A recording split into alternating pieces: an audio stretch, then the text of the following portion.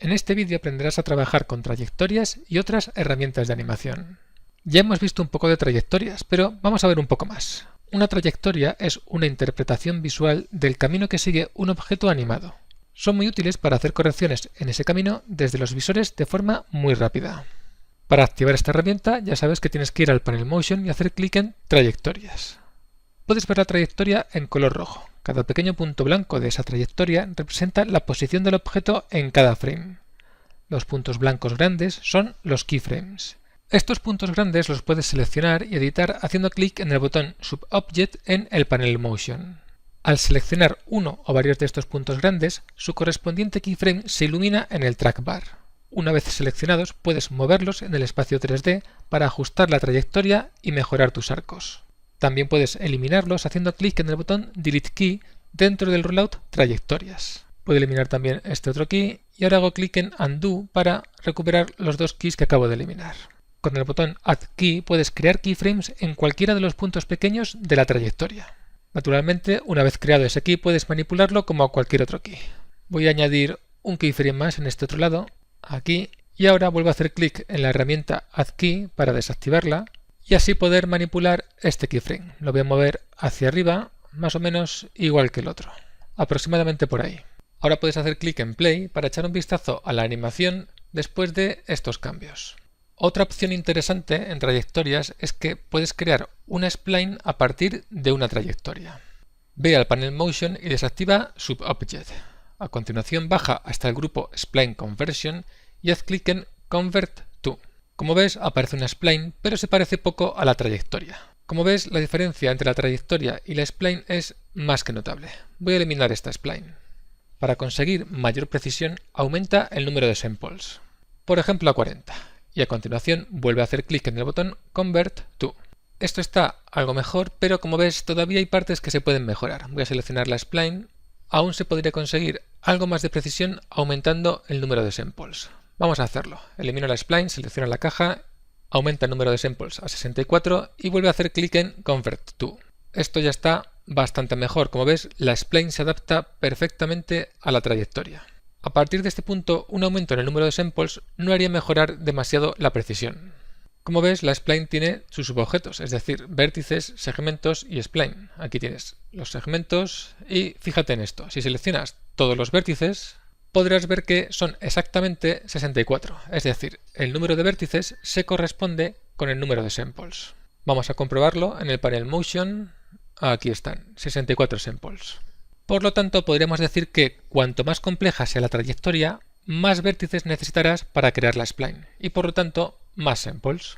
Si ahora quieres que otro objeto siga esta misma trayectoria, puedes utilizar Convert From. Crea un objeto Teapot. Ve al panel Motion, Trayectorias y haz clic en Convert From y selecciona la spline. El objeto Teapot seguirá la trayectoria trazada por la spline, pero sin estar vinculado a la spline, es decir, puedes hacer un offset y ver que la trayectoria de la tetera se puede separar de la spline. Una vez creada, la trayectoria y el objeto son independientes de la spline, no existe ningún tipo de vinculación.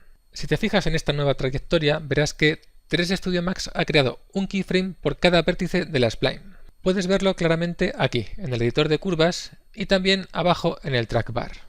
Como ya te he dicho, crear una trayectoria a partir de una spline no crea ningún tipo de vínculo entre la spline y el objeto. No ocurre lo mismo, por ejemplo, con Path Constraint. Vamos a ver si te parece Path Constraint y después terminamos de ver trayectorias viendo el grupo Collapse Transform. Con Path Constraint puedes hacer que un objeto se mueva a lo largo de una spline. Vamos a verlo. Crea una spline para empezar.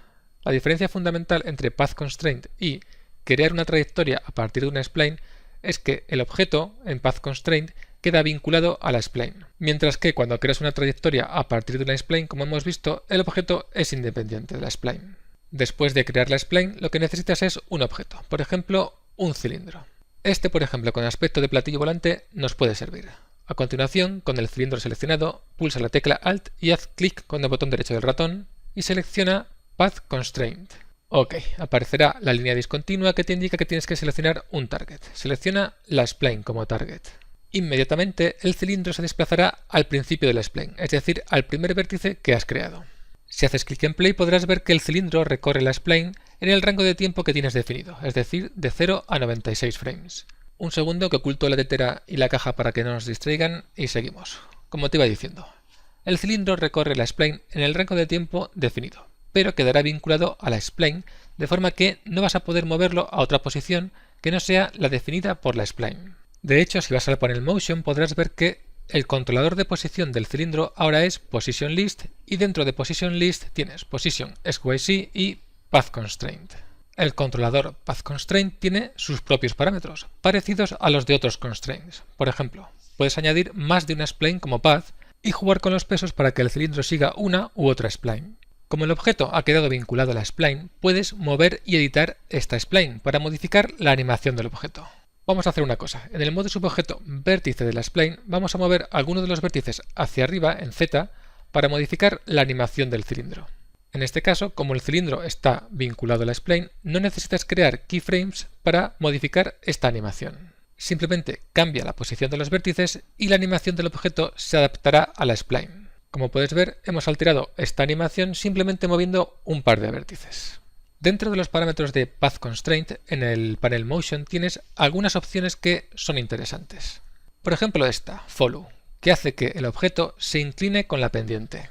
Como puedes ver, esta opción añade a la animación que ya teníamos de posición del objeto una animación de orientación, haciendo que el objeto se incline siguiendo la curvatura de la spline.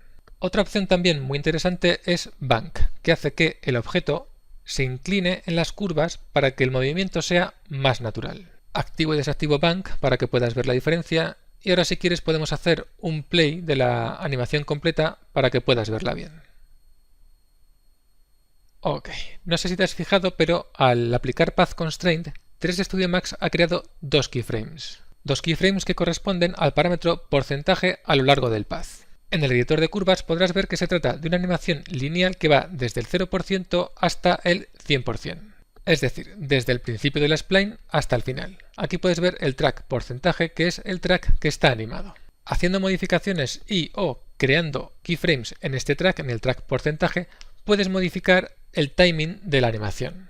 Por ejemplo, si modificas este porcentaje en un, digamos, 25%, vamos a hacerlo desde el frame 0 para que se vea más claro, un 22%. Si haces esta modificación sin pulsar AutoKey, estás creando un offset. Es decir, ahora la animación empezará y acabará en el punto correspondiente al 22% del recorrido. Voy a hacer Control Z para deshacer el offset y vamos a hacer ahora otra modificación en el porcentaje, pero esta vez con AutoKey pulsado. En el frame 0 vamos a poner un porcentaje del 36%, bueno, mejor aún, del 50%. Ahora lo que hemos hecho ha sido modificar el keyframe situado en el frame 0, por lo tanto la animación empezará en la mitad de la spline y llegará hasta el final. ¿De acuerdo? Bien, voy a dejarlo como estaba, al 0% en el frame 0 y voy a desactivar AutoKey. Una vez que ya tienes esta animación creada con Path Constraint, puedes convertirla a keyframes con el botón Collapse que nos hemos dejado en trayectorias. Recuerda que antes de hacer clic en Collapse tienes que asegurarte de que tienes un número de samples adecuado. Vamos a probar con 64. Ok, seguramente 64 es demasiado. Vamos a echar un vistazo al editor de curvas. Sí, 64 son demasiados keyframes para esta animación. Cierro el editor de curvas, voy a hacer Control Z aquí y ahora vamos a cambiar de 64 a 32. Vamos a probar con 32 samples. Clic en Collapse. Vale, parece que así está mejor, la animación sigue ajustada a la spline y tenemos muchos menos keyframes.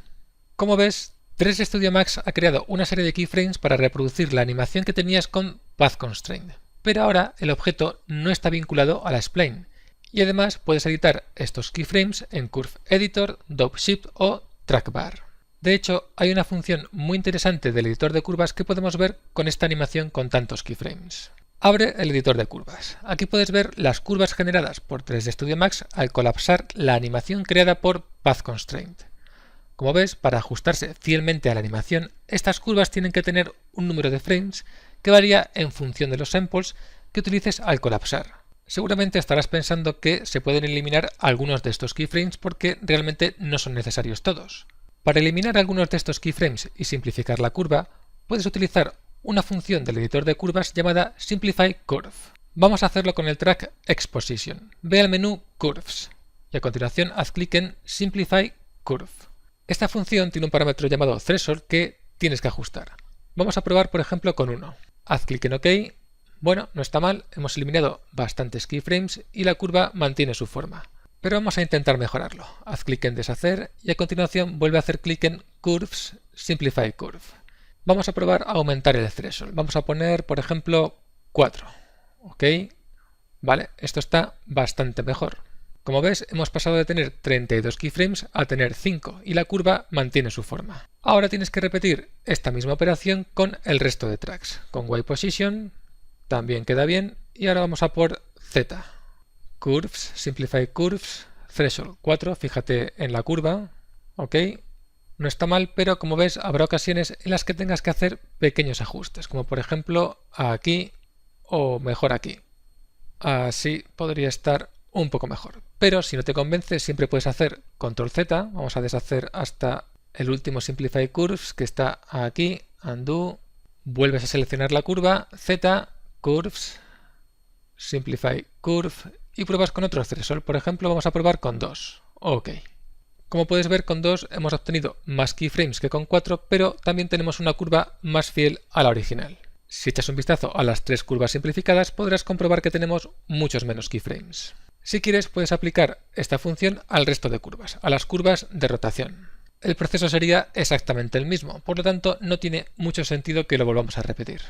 Una vez tengas tu animación más o menos terminada, necesitarás ver cómo va a quedar una vez renderizada sin tener que invertir demasiado tiempo en render. El problema es que no siempre podrás fiarte de los visores para que te muestren animaciones en tiempo real. Para solucionar esto existe una herramienta que puedes encontrar en el menú Tools, dentro de Preview Grab Viewport. Es esta de aquí, Create Preview Animation. Lo que hace esta herramienta es crear un render súper rápido de lo que ves en los visores. Abajo del todo eliges el viewport, que puede ser cualquiera, ortográficos, perspectiva, cámaras. En este momento solamente aparece perspectiva porque es el visor que tienes maximizado, pero si minimizas el visor perspectiva y vuelves a Tools, Preview, Grab Viewport, Create Preview Animation, podrás ver que ahora aparecen los 4 visores, Top, Front, Left y Perspective. Selecciona Perspective. Ahora puedes elegir las opciones que te interesen. Por ejemplo, desde qué frame hasta qué frame quieres ver la animación. Por ejemplo, de 0 a 50, o bien el segmento de tiempo activo, que en este caso es de 0 a 96. También puedes ajustar el frame rate, que si recuerdas dijimos que sería 24. Puedes cambiar el tamaño de imagen, que puedes definir con un porcentaje del tamaño final de tu animación. Vamos a poner el 100%, que en este caso es 640 x 480. Puedes ajustar qué tipo de objetos quieres que aparezcan o que no aparezcan con estos filtros de aquí. Si solamente te interesa la geometría, pues puedes desactivarlo todo excepto la geometría. Como ves, tienes todos los tipos de objetos: geometría, luces, cámaras, helpers, huesos, etc. En Visual Style puedes elegir entre los diferentes tipos de shading modes que tienes en los visores y los puedes combinar con las opciones Edged Faces, texturas, highlights y background. También puedes hacer que se vean en este render los efectos multipase de cámara si es que has utilizado alguno. Y por último tienes que ajustar el formato de salida. Por lo general, el que viene por defecto, Microsoft Video 1, suele ser suficiente, pero si necesitas otro tipo, puedes hacer clic en este botón y seleccionar uno de esta lista. Si ninguno de estos formatos se ajusta a tus necesidades, puedes elegir Custom File y hacer clic aquí en File. De este modo tendrás para elegir entre todos estos otros formatos. Cuando lo tengas todo definido, haces clic en el botón Create para crear el vídeo. Podrás ver cómo tiene lugar el progreso del render en tu pantalla.